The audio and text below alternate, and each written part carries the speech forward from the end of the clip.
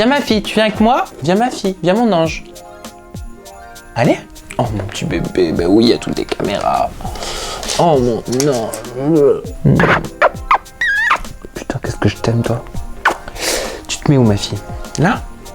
T'adores en plus ce plaid. Allez, on se retrouve pour ouvrir une nouvelle case de mon calendrier de l'Avent. Comme d'hab, les paillettes tombent à foison. Et moi, je vais plonger ma main innocente pour choper un petit papier. Je choisis pas parce que de toute façon, il y en a 24, donc on va tous les passer. Oh, j'en ai partout. Ah. Anorexie mentale. Alors, celui-là, c'est un sujet délicat. Parce que c'est un sujet déjà qui touche beaucoup de monde. C'est pour ça que je me suis dit que c'était important d'en parler. Et ça va certainement vous étonner tout ce que je vais vous raconter. Peut-être que vous pensiez pas ça de moi. Mais comme quoi, hein, quand on connaît pas les gens. Si vous voulez, en fait, quand j'étais adolescent, au collège beaucoup, j'étais un peu en surpoids. Alors j'étais pas gros, hein. J'étais pas gros du tout. Hein. Mais j'avais bien 10, 12 kilos de trop, hein. C'est-à-dire j'étais un peu bouboule, quoi. Je me supportais pas, et c'est vrai, je me souviens, je crois, à l'âge de 13 ans, 12 ans et demi, j'ai demandé à ma mère de m'accompagner chez une diététicienne parce que je voulais suivre un régime. Donc j'ai suivi mon premier régime à 12 ans et demi. Parce que j'étais un peu en surpoids, mais c'est un régime très équilibré. Mais c'est vrai que j'ai connu les régimes donc très jeune, et puis moi je viens d'une famille où j'ai beaucoup évolué dans un monde féminin avec ma mère et ma sœur, parce que mon père était chef d'entreprise, travaillait énormément, avec plus de 100 employés, il a tout créé, il est parti de zéro, en plus avec un handicap, je vous en parlerai puisqu'il est né sourd, à l'âge de 2 ans il est devenu sourd, donc il s'est battu pour pouvoir créer tout ça avec ce handicap. Déjà que c'est pas simple quand on n'en a pas de handicap, alors avec, imaginez. Donc j'étais beaucoup imprégné du monde féminin, j'étais beaucoup avec ma mère, avec ma sœur, et c'est vrai que je les ai toujours vus au régime. Alors je sais pas si c'est une cause à effet, si c'est pour ça, mais bon, le fait est qu'à 12 ans et demi, j'étais un peu en surpoids et j'ai demandé à ma mère à faire mon premier régime. Quand j'ai eu mon premier copain, je me suis mis au régime, mais j'ai fait mon propre régime. En fait, c'était même pas vraiment un régime.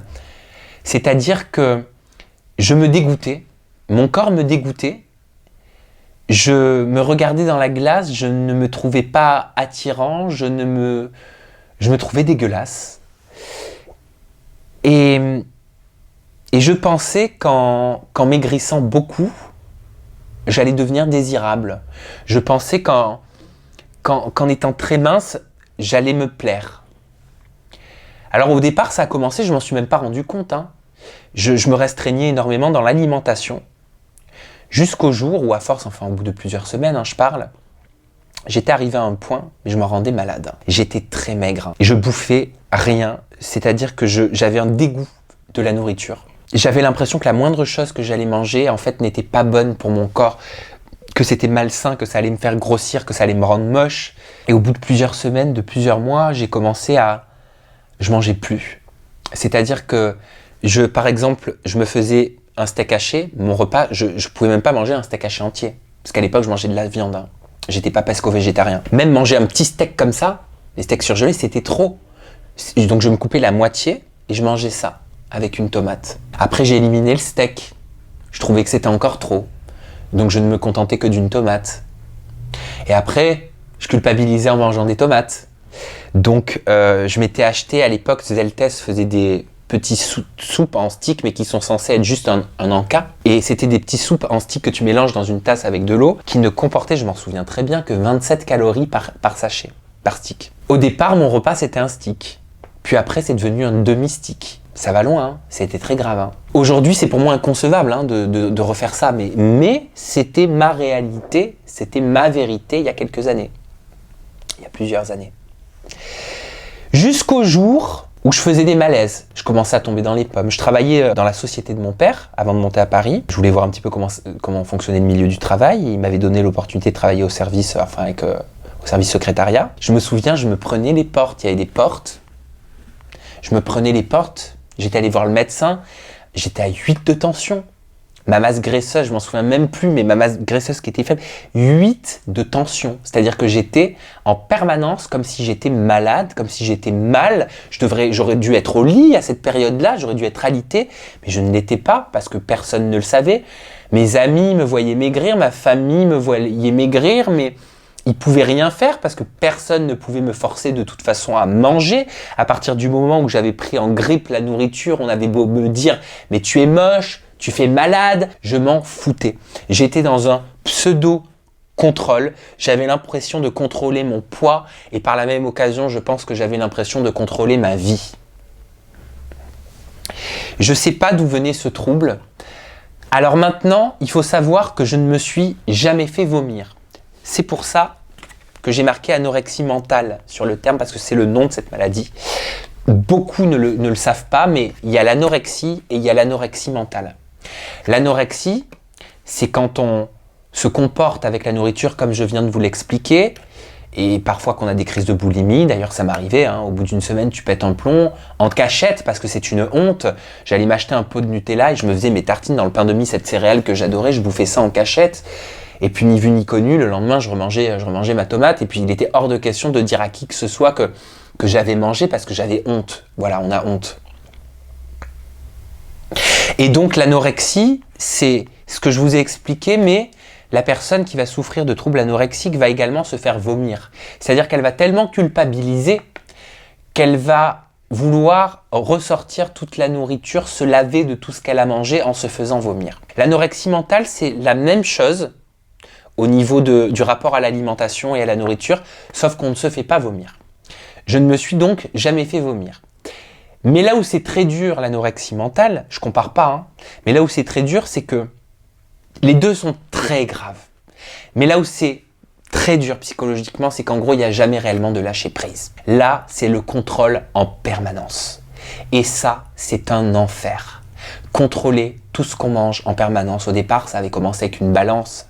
Au départ, ça avait commencé avec une limitation de calories que je m'étais fixée. Au départ, ça a commencé avec une obsession.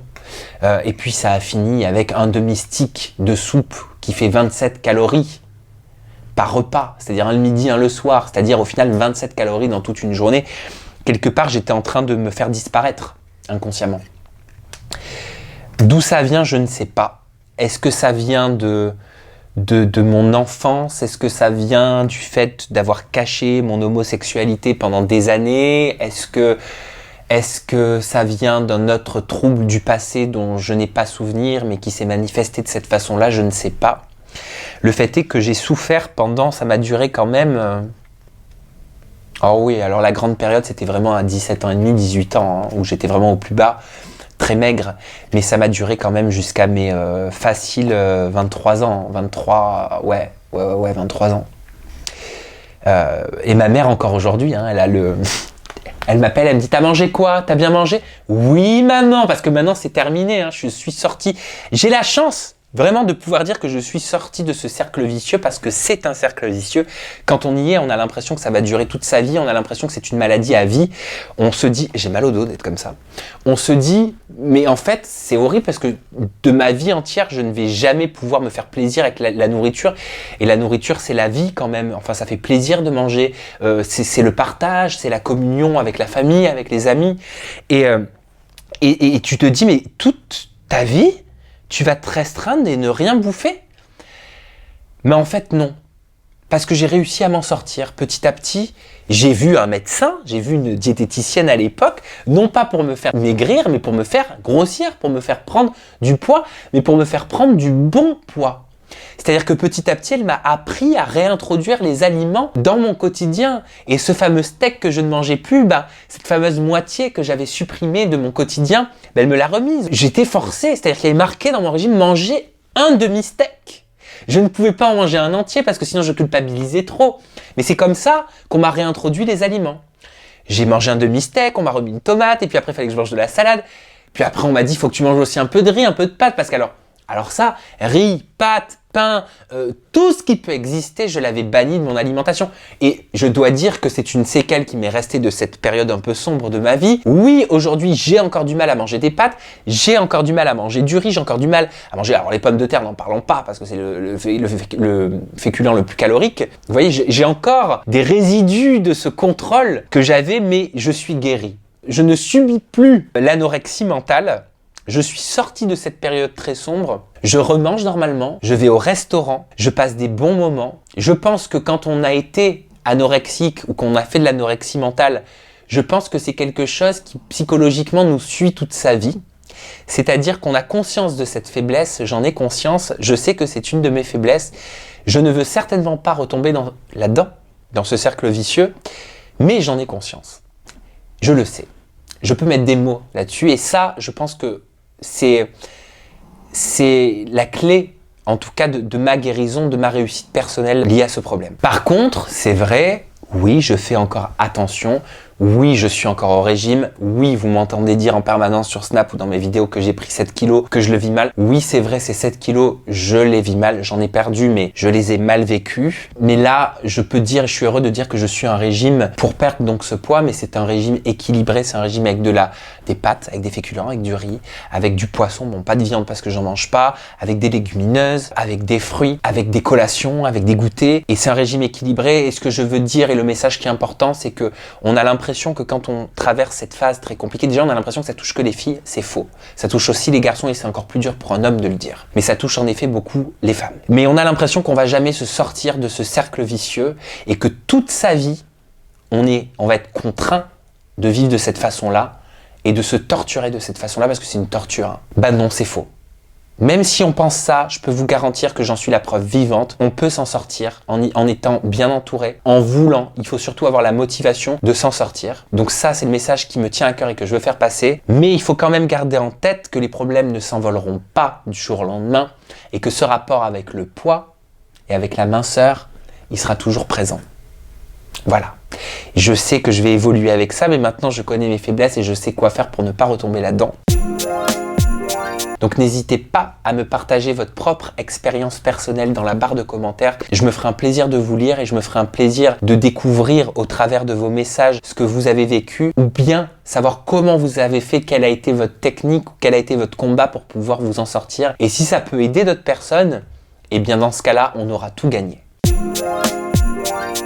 Bah décidément, je crois que je me suis jamais confié autant de toute ma vie. En fait, mon psy, c'est vous. Et on va se donner rendez-vous une nouvelle fois demain pour ouvrir ensemble une nouvelle case de mon calendrier de l'Avent. Je sais pas du tout de quoi je vais vous parler, mais j'ai peur parce qu'il y a des sujets que j'aime pas aborder. Hein. Mais là, je vais le faire. À demain.